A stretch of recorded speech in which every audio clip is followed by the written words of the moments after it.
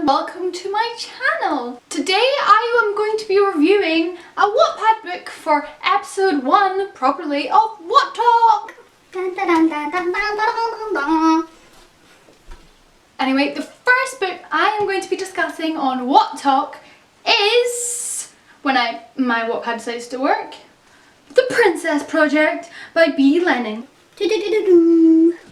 I have been in a very princess-ish mindset at the moment.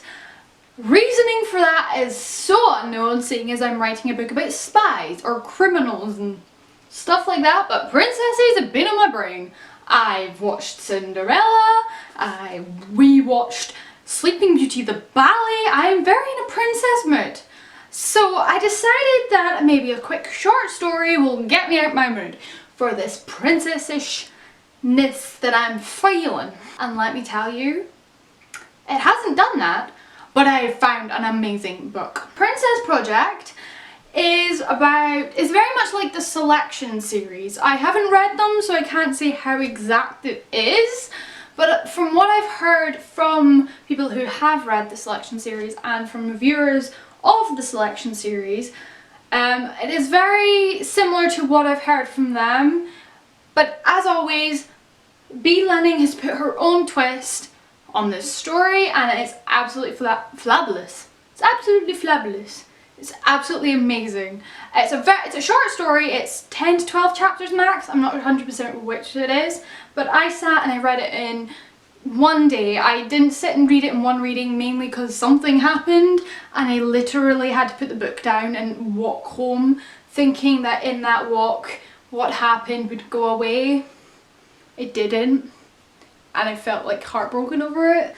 The book follows Princess Olivia, who is nothing like what you'd expect a princess to be. She isn't snobby, she lives in hoodies and jeans, she's very tech-ish, she likes a laptop. I'm assuming she has Tumblr, I'm assuming she's got Twitter, I'm assuming she is just like an everyday girl like me, and she just happens to be born royal. She couldn't help that, could she? Anyway, we follow her. She wants nothing to do with this program because princesses are the one people in the world, or this world, that cannot marry for love.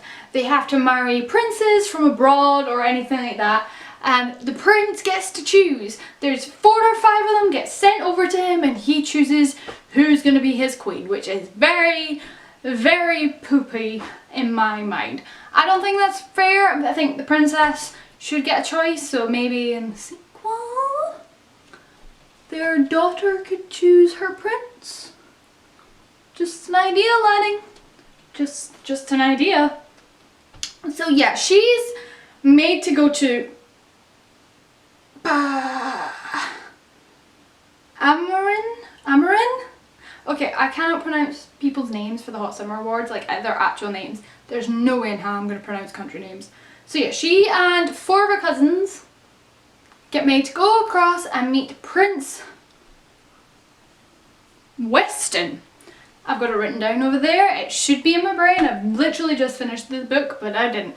Anyway, they get over and they have to meet the heartful Prince Weston, who is genuinely the biggest sweetheart on the planet, and I want a Prince Weston.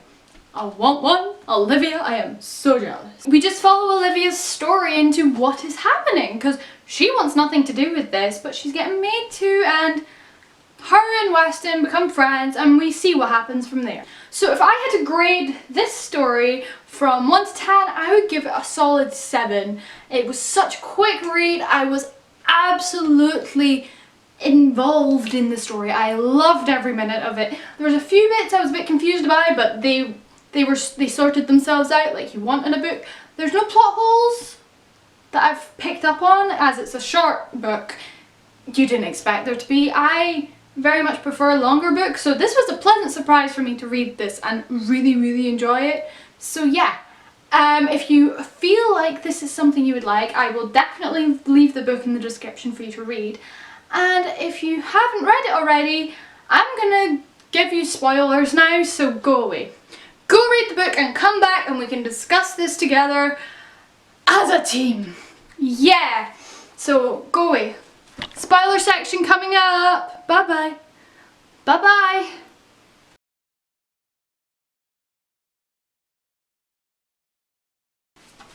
seriously, if you don't want to get spoiled, go. Go! So, if you're here, I'm assuming you've read it. You've read the book.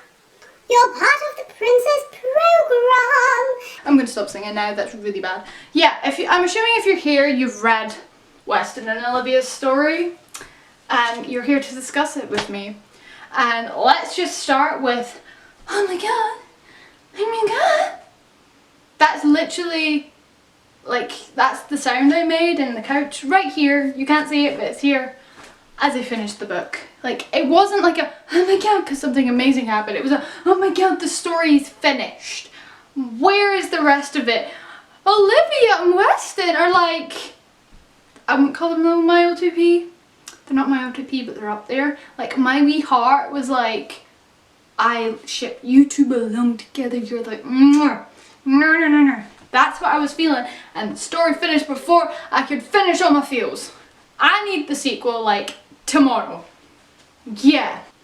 Olivia is like one of my new favourite princesses, I think. Like, from the non-Disney brands. So she's like up there with Mia and Genovia. Yeah, she's up there. I'm trying to think if there's any other princesses that I know. There's a few other princesses I've read about, but I can't actually remember them, but she's up there with Mia.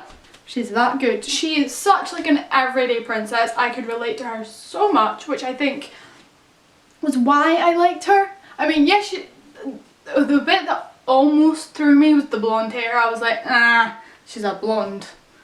Blonde hair, blue eyes, yeah. Whoa. But she is a sassy blonde. She is like Caroline from the Vampire Diaries, and I was like, if I can love Caroline more than I love Elena, don't hate me for that, please. I can love Olivia, and I'm gonna love Olivia. Olivia is like, whoa. And the fact that her first impression on Prince Weston was in a hoodie and jeans, just, whoa, I loved it. It made, like, genuine, their first impressions was how Olivia is. She doesn't like ball gowns, she doesn't like fancy dress like the rest of them were. Like, that was what they got told. They'd come to the country, which I cannot pronounce. They had to arrive in like fancy dress, and she was originally in fancy dress. Thank gosh for airplane turbulence, eh?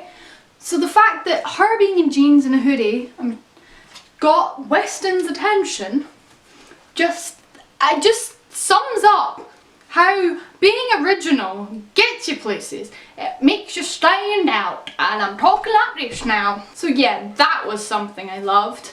Okay, written here, one of the first things I actually wrote is, Danielle is an annoying poop.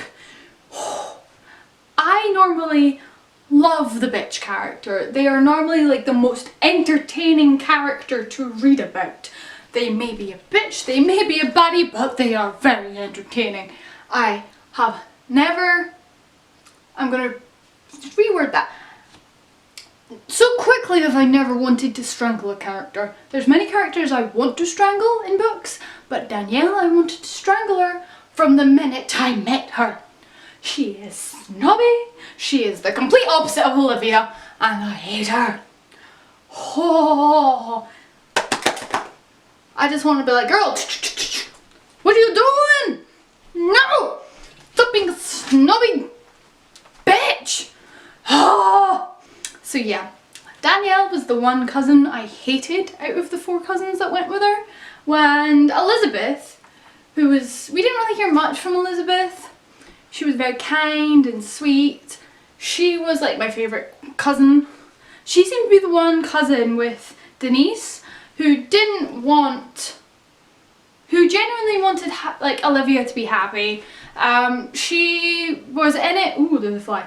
She was in this program, yes, to find love, but she wanted the right one to find love. That's what I was getting off Elizabeth. So when she left at the end, when I found out she left, I was heartbroken. I was like, Elizabeth, you could have been Olivia's bridesmaid. I had this all planned in my head. It was really upsetting, just saying. Like, I can understand why she left. I completely understand why. I had another mindset that I was hoping the book would go, and it didn't go that way, which was a pleasant surprise, but it didn't go that way. Just saying. Oh my goodness. The bit that, like, the first part that, like, started melting my little ice heart was when he started calling her my little flower.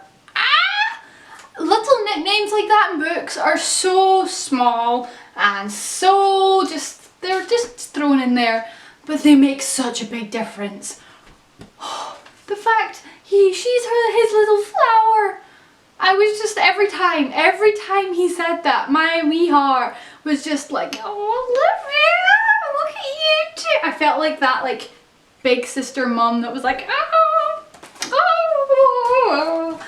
I genuinely felt like these two people deserved each other, and he was such a sweetheart. Like, you would assume he was going to be this, like, snobby prick of a guy. He was such a sweetheart, and I was so happy to read that. I was going to say, hear that? Read that he was a sweetheart, and I was like, Weston, you deserve Olivia. You deserve Olivia. Aww. So yeah, I was very happy. Plus the wee rose thing, the fact that the rose thing happened, I was getting very Beauty and the Beast vibes. It took me a while to realise what kind of fairy tale this story was kind of following. There was bits of everything that I could see. So the rose was very Beauty and the Beast, and I was loving it. But it did put me off the Cinderella storyline that it was meant to be following. Also, I didn't realise, like, the rose stayed alive the whole time they got together, kind of. So this story took place in, like, what, a week and a half? Which is a bit weird. But I do like the fact that, like, the rose dying signified different parts of the relationship. And I do like that bit of detail, so I was very appreciative of that. My biggest WTF moment was when we found out the king was in a coma. Like, what? What? Like, when we first met the king, you didn't think something was up with him. I was, like, picturing, like, a young Dumbledore for some reason. I don't know. As soon as someone says, like, happy, cheery guy, I think a mixture of, like, Dumbledore and Santa. Always, like, a young Dumbledore and Santa. It's weird. I know. I'm weird. But yeah, we find out the king falls into a coma and he won't last the night, and I just wanted to hug Weston when this was going on, because when his dad dies, he has to become king, and he can only become king if he chooses a queen, and there's 5 girls in his palace that he has to choose from, 2 of which are the biggest bitches ever, 2 of which are just sweethearts, but we're all rooting for Olivia, and I couldn't be king. I'm assuming they're all about my age. I couldn't be king of a country. I wouldn't know what to do, so he has to deal with the fact his dad's died, and now, I just fell over something. He has to deal with the fact his dad just died, then he has to take over from his dad, and he's like, what, 18, 19 years old? I was like, no. I've never wanted to hug a character so bad. This is the point, like, when we found out the king was in a coma, I stopped reading.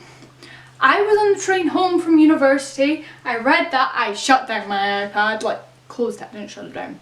And I thought from the walk from the train station back to my flat, the king would miraculously live again. And everything would be happy, and Olivia and Weston could have a happy relationship and not need to worry about the kingdom, and it didn't happen.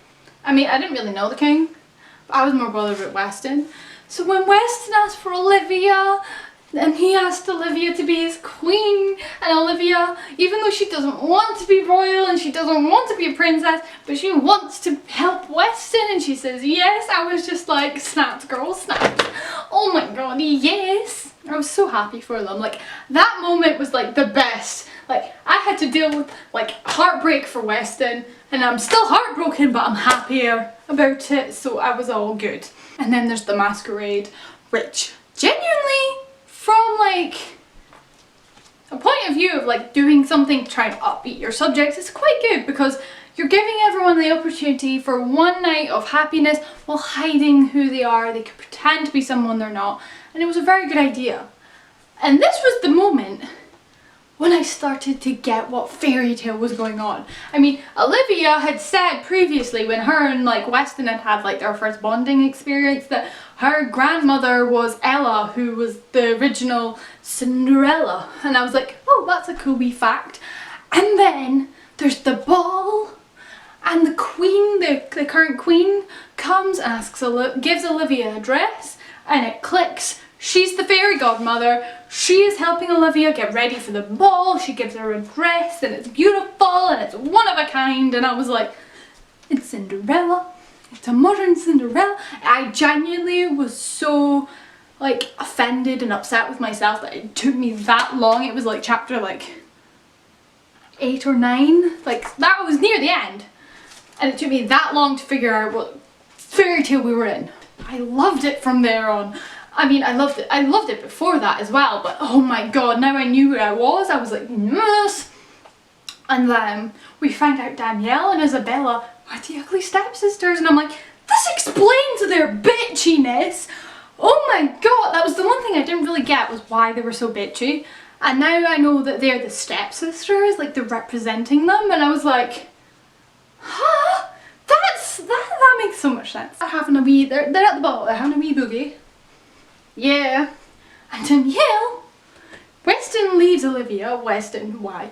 And Danielle locks Olivia in her bedroom, in Danielle's bedroom. And she tells Weston that Olivia's left, and we're all like, no, Olivia would never leave. She would never leave. She promised Weston. We all know she promised Weston. And the point where like they're in this bed, she's locked in this bedroom. Olivia, like, relatable AF. She's complaining about there's no cell phone. How am I meant to help? I'm like, haha, modern day fairy tale. I don't have my cell phone. I did really appreciate that, like, small wee thing. I mean, it's tiny, it's like a sentence, but I appreciated it a lot. Olivia is trapped in this bedroom. Who finds her? The Queen. The Queen finds her and informs her what's going on, but the Queen can't actually get her out of the room because Weston has the keys for some reason. I assume the Queen would also have the keys, or like the Queen's guards would have the keys to every room in the palace, but I'm just gonna skip over that detail. It's a short story. I think that might be the one loophole. So then the Queen goes and gets Weston, and Weston is holding one of Olivia's shoes. Get the Cinderella thing, because it slipped off her foot when she was fighting Danielle, because Danielle was putting her in the room. I don't think it was fighting, I just, you know, I'm getting caught up. Then they have their first kiss and it's so cute, and I was like, ah, ah, and it all lives happily ever after. They get married, they get coronated, and Danielle is still a bitch. Ha! But yeah, sorry.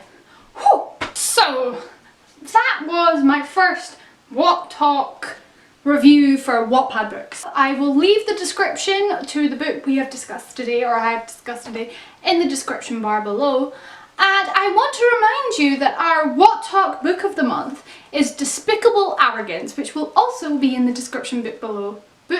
The doobly-doo below. You have to remember to please read that book, as on the last day of the month we are going to get together and I am going to attempt to live stream, and we're going to discuss the book as a big group, and it will be fabulous. We're going to talk about that What Talk book and the last day of the month. So yes, this was my first What Talk properly. I know it was a very short story, but I would totally recommend it to everyone. If you have any Wattpad recommendations you'd like me to read for these What Talk series, please leave them in the description box below. My name is Sarah. I am known as LittleLottie13 on Wattpad. Love Little Lottie on Twitter, and the Sarah Cubitt Diaries on Facebook and YouTube's. So please remember to subscribe to my channel, and I will see you next week. Bye! Mwah! In Tesco's yesterday, and the blurb of this book made me laugh out loud in the middle of the milk aisle. I got some strange looks, but because of that, I am picking this book. The book we're going to start off with What Talk is called Despicable Arrogance by I Stole the Cookies with a Z.